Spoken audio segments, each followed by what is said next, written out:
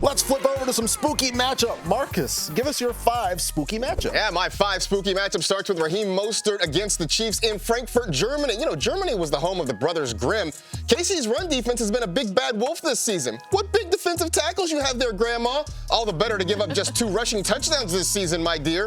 Mostert's production's been lost in the woods, fewer than 50 yards in consecutive games. With Jeff Wilson also taking snaps, Mostert's fantasy value could get eaten up. At number 4, DK Metcalf going against Baltimore. Once upon a week 9 dreary, while I pondered weak and weary over many a wide receiver and his fantasy score. I saw a Seahawk off and running outside routes with moves so cunning. Could he be Baltimore's defensive back core? The Ravens' corners have been fleet. Not often do you see them beat. Just 4 touchdowns by wide receivers have been scored. Only this and nothing more. Number 3. Tony Pollard at Philadelphia. The Eagles have had a 6th sense when it comes to fantasy running backs. They've allowed the fewest rushing yards in the NFL and just 3 rushing touchdowns, but they also see pass-catching backs. They've yet to allow a running back to score a receiving touchdown. Pollard's never had more than 80 scrimmage yards in a game against Philadelphia, which means his fantasy value could have already died and he didn't even know it. Ooh, I guess I should have said spoiler alert. Number 2.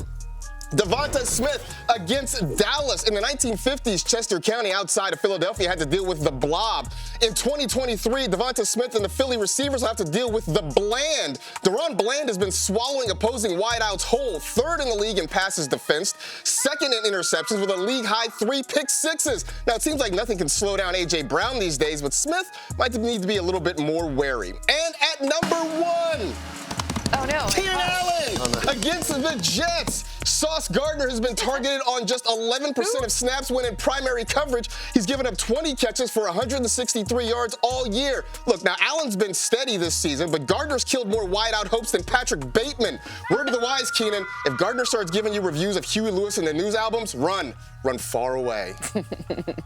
See if you